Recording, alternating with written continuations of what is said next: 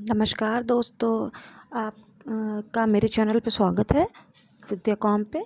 और अभी जो मेरी एक सामान्य ज्ञान की एक पहले ही मैं सीक्वल दे चुकी हूँ, ये उसी का अगला पार्ट है। तो इसमें हम देख लेंगे। पहला हमारा क्वेश्चन क्या है, सबसे लंबा बांध कौन सा है। सबसे लंबा बांध हमारा छोटी क्लास से आप पढ़ते आ रहे हो जीके में, हीराकुंड बांध है, जो कहाँ पे है, महानदी पे स्थित है। और ये किस राज्य में है, उड़ीसा में है। और कहाँ पे है, भारत में है। तो भारत का सबसे जाना माना बांध है जिसको हीराकुंड बांध कहते हैं, उड़ीसा में है और महानदी पे है। और इस तरह के क्वेश्चन हर एग्ज़ाम में पूछे जाते हैं और ये रिपीटेड क्वेश्चन है। पीईओ का एग्ज़ाम हो, यूपी टेट का हो, यूपीएससी का किसी का भी एग्ज़ाम हो, तो ये प्रश्न ज़रूर पूछे जाते हैं। तो इसको कॉपी पेन ले लें और तब आप देखना शुरू करें। ओके, नेक्स्ट क्वेश्चन मेरा क्या है, विश्व का प्रथम पुस्तक मुद्रित करने वाला देश कौन सा है। मुद्रित करना होता है मतलब छपाई करना या उसकी छाया प्रति निकालना। तो इसमें नंबर 1 पे कौन है, ऑस्ट्रेलिया। नंबर 2 पे कौन है, चीन। तो विश्व की सबसे पहली पुस्तक जो थी उसको मुद्रित किया था ऑस्ट्रेलिया ने। और इन्होंने कैसे किया था, लकड़ी का प्रयोग करके। पहले जो हमारे जब प्राचीन काल में लिखाई का काम कैसे होता था, इंक होती थी और वो भी कैसे बनती थी, नेचुरल फूलों के रस से, पत्तियों से, कोयले से, राख से, इन सब से हमारी क्या बनाई जाती थी, इंक बनाई जाती थी। और लाल पत्थर से, लाल मिट्टी से इसको घोल करके, चूने को घोल करके हमारा क्या बनाया जाता था, रंग बनाए जाते थे जिसको कलर बोलते हैं। और इनको छोटे छोटे लकड़ी के टुकड़ों पे छोटी छोटी आकृति दे करके, जिसको क्या बोलते हैं, सांकेतिक भाषा या हमारी लिपि, जिसका प्रयोग होता था मुद्रण करने में। इसका डिटेल आपको इस वीडियो के लास्ट में मिलेगा। तो अगला क्वेश्चन हमारा है, गायत्री मंत्र किस पुस्तक से लिया गया है। तो गायत्री मंत्र हमारा किस पुस्तक से लिया गया है, ऋग्वेद से। ऋग्वेद क्या है, ये कोई पुस्तक नहीं है, एक ये शास्त्र है जिसमें धर्म से रिलेटेड, धर्म कांड और किस तरीके से पूजा पाठ, शिक्षा ग्रहण करना और प्राचीन काल की लिपि क्या थी, इन सब के बारे में लिखा हुआ है। ये पत्रों पे लिखा हुआ है। और क्या कहते हैं, ये भाषा, इस वेद की भाषा क्या है, मूल भाषा संस्कृत है। गायत्री मंत्र आप जानते ही हो क्या है, ओम भूर्भुवः स्वः, ये वाला मंत्र जो कहाँ से लिया गया है, ऋग्वेद से।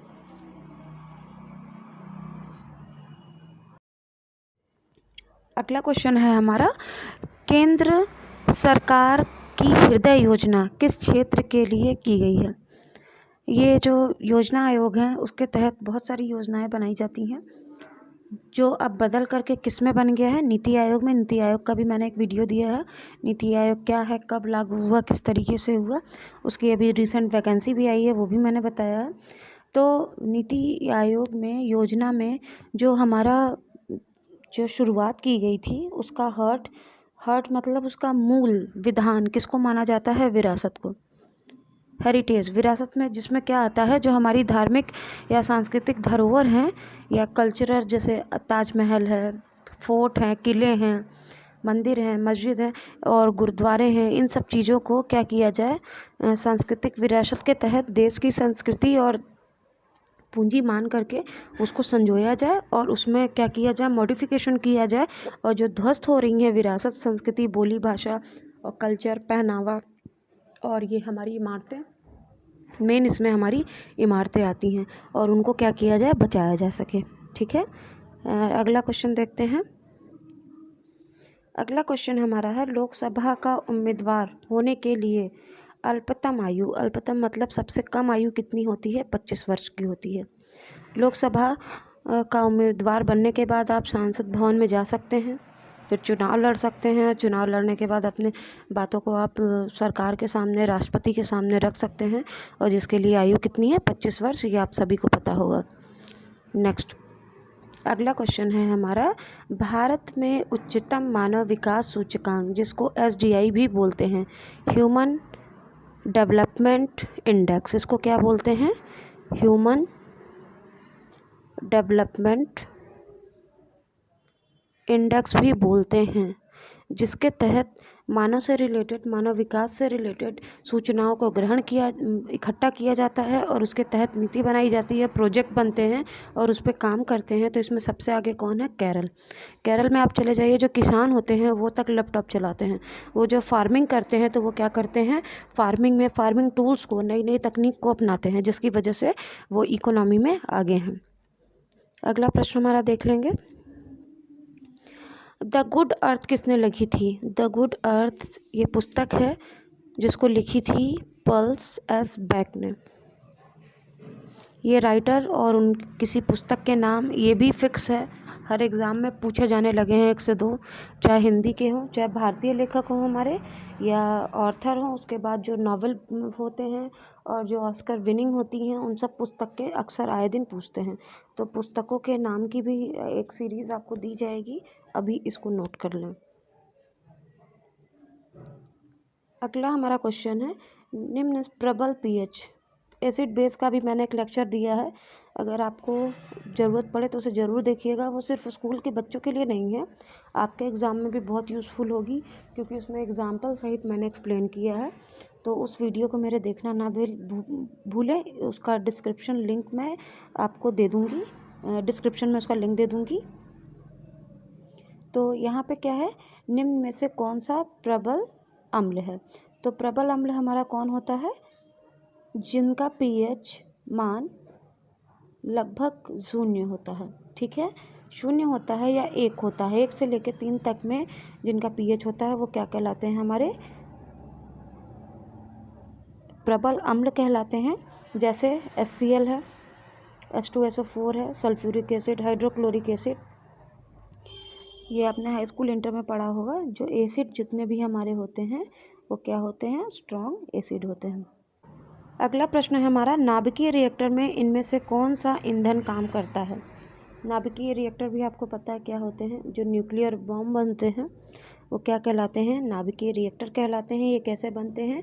ये हैवी मेटल की यूज़ से बनते हैं, जैसे यूरेनियम। यूरेनियम क्या होता है? हैवी मेटल होता है, जो क्या करता है, आपके न्यूक्लियस की बाइंडिंग को 1 से 2, 2 से 4, 3 से 4, उसको न्यूक्लियस की बाइंडिंग को क्या करता है? बाइंडिंग एनर्जी को बढ़ाता है, और जिससे क्या होती है, एक तरह की ऊर्जा जनरेट होती है, और जिससे बहुत भारी मात्रा में ऊर्जा उत्पन्न होती है, जिससे बहुत बड़ा ब्लास्ट हो सकता है। ये सब क्या कहलाते हैं? न्यूक्लियर रिएक्टर या न्यूक्लियर पावर कहलाते हैं, जिसमें क्या होता है? यूरेनियम यूज़ होता है। यूरेनियम के साथ साथ थोरियम, पैलेडियम एक्सेट्रा, ये सब भी जो धातुएं हैं, थोरियम, ये भी हैवी मॉलिक्यूलर वेट है, ये भी यूज़ होते हैं। ओके, बेलाडिला किसके लिए संबंधित है? तो बेलाडिला किससे संबंधित है? ये संबंधित है लौह अयस्क से। बेलाडिला माइंस कहाँ पर हैं? ये छत्तीसगढ़ में है। ठीक है, एक्टिवली माइंस है, और इसका 2006 से बहुत ज़्यादा इसमें आयरन की खान का पता चला था, और तब से यहाँ पे खुदाई का काम चल रहा है। 14 iron ore deposit with 65% iron, और यहाँ पे 14 तरह के ऐसे लौह अयस्क, और मतलब अयस्क होता है, मिले हैं, जो 65% लोहे से पूर्ण हैं। और इनका काम किस में होता है? रेलवे लाइंस बनाने में, बिल्डिंग्स बनाने में, और जो आपके वायर्स होते हैं, वायर के बाद जो बिल्डिंग की जो सरिया वगैरह बनती है उसमें होता है। ओके, नेक्स्ट हम देखेंगे। अभी मैंने आपको बताया था कि मुद्रण क्या है, मैं उसका एक्सप्लेन करूँगी। तो मुद्रण का अर्थ होता है छपाई करना, जो कागज़ या कपड़े पे की जाती है, प्लास्टिक की टाट पे इत्यादि पे की जाती है। सबसे पहले इसका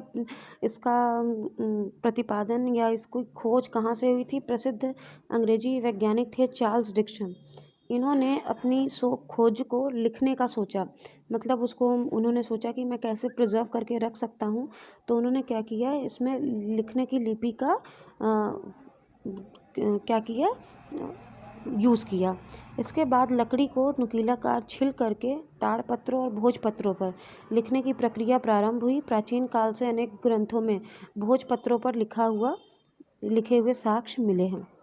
भोजपत्र क्या होते हैं? जो खाने पीने के जो पत्र होते थे, जैसे हो गए आपके पीपल के पत्ते, आम के पत्ते, केले के पत्ते, उन पर उनको सुखा करके, उनको दबा करके रख दिया जाता था प्रेस करके, और वो मोल्डिंग के बाद, प्रेस होने के बाद एकदम सीधे हो जाते थे और उस पर फिर क्या किया जाता था, इंक से लिख करके उसको रख दिया जाता था। फिर इसके बाद इसी लिपि का यूज़ किसने किया, इसी को अपनाया चाइना ने 105 में, सन 105 में इसी लिपि को अपनाया चाइना ने। वहाँ के नागरिक तस्ताई लून ने कपस और सलमल, ये कपास को ही वहाँ पे कपस बोलते हैं, सलमल की इस तरीके की पत्ते थे जिनको क्या किया, इन्होंने यूज़ किया लिखावट के लिए। और इसका आविष्कार हुआ सन 712 में चीन में सीमाबद्ध पे ब्लॉक प्रिंटिंग के नाम से इसको प्रसिद्धि मिली। ब्लॉक प्रिंटिंग मतलब छोटे छोटे वुड के पीस होते थे, उनको ब्लॉक बोलते हैं, और उन्हीं पे छोटे छोटे सिंबॉलिक फॉर्म में सारी आकृतियाँ बना दी जाती थी और जिससे उसको क्या किया जाता था, यूज़ किया जाता था। 712 ईस्वी में चीन में क्या किया जाता था, एक सीमाबद्ध स्टेट छोटे छोटे वुड के पीस ले लिए जाते थे, इसमें छोटी छोटी आकृति बना दी जाती थी और बना करके इसका इम्प्रेशन इन पत्तों पे या इस तरह के कपड़े जो कॉटन के बनाए जाते थे उस पर लिखाई शुरू की गई सबसे पहले। इसके बाद इसका विस्तार हमको देखने को मिलता है मूवेबल मेटेलिक प्रिंटिंग में, जो अभी भी चलती है। गतिशील ब्लॉक प्रिंटिंग क्या होती है, इसका आविष्कार गुटेनबर्ग ने किया था, जर्मनी के जाने माने जो पुस्तक छपी थी, जो प्रसिद्ध पुस्तक विश्व की पहली तो मानी जाती है बाइबल, जो लैटिन भाषा में थी। 1454 में इसको छापा गया था, लेकिन कैम्ब्रिज यूनिवर्सिटी की लाइब्रेरी में इसको संचित करके इसकी ओरिजिनल कॉपी रखी गई है। लेकिन इसके अलावा भी जो प्रमाण मिले हैं चाइना में और हमारे ऑस्ट्रेलिया में, वो थे हमारे फर्स्ट। लेकिन जो ऑफिशियल फॉर्म में देखा जाए तो इसको ज़्यादा इम्पोर्टेंस मिलती है।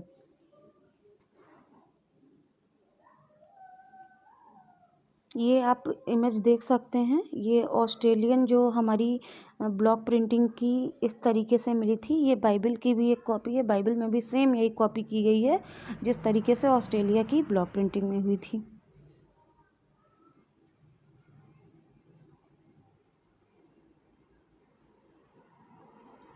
अब ये जो मूवेबल है तकनीक है, इस पर आधारित पुस्तक की छपाई प्रारंभ हुई थी 1000 के आसपास और फिर इसको वुडन प्रिंटेड ब्लॉक में तब्दील कर दिया गया, जो किसकी देन है, चीन की देन है।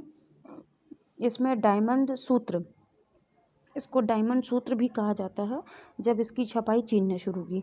और ये कब से चल रही है, कुछ लोगों का मानना है कि ये 400 के आसपास से भी चल रही है।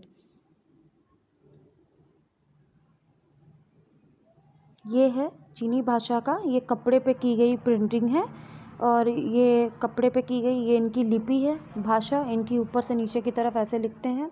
और ये बुद्धा जी बने हुए हैं, आपको दिख रहा है साफ साफ, ये ब्लॉक प्रिंटिंग का एक एग्जाम्पल है।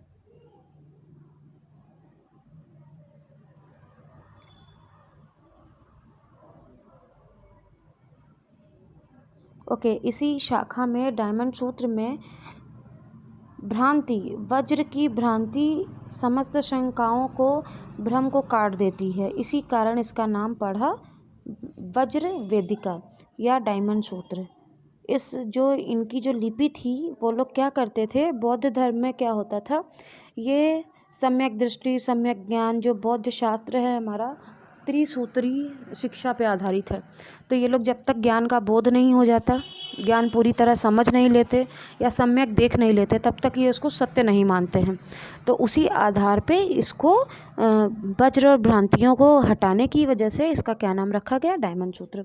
और इसकी खोज 1907 में मार्क ऑरेल स्टेन ने की थी, जिन्होंने पता लगाया सबसे पहले, क्या नाम था, 1907 में मार्क ऑरेल स्टेन ने की थी, जिन्होंने पता लगाया कि इनकी किताब में ये सारी चीज़ें हैं।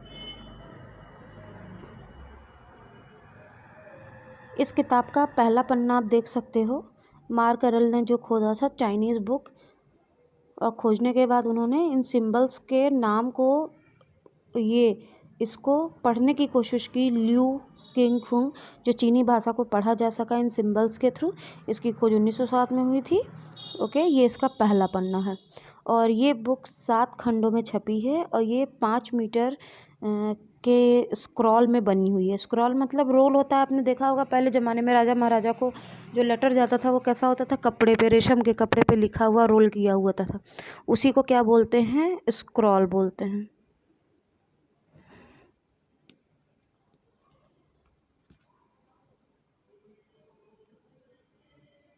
ओके, तो आज यहीं तक, नेक्स्ट वीडियो में फिर हम आगे देखेंगे।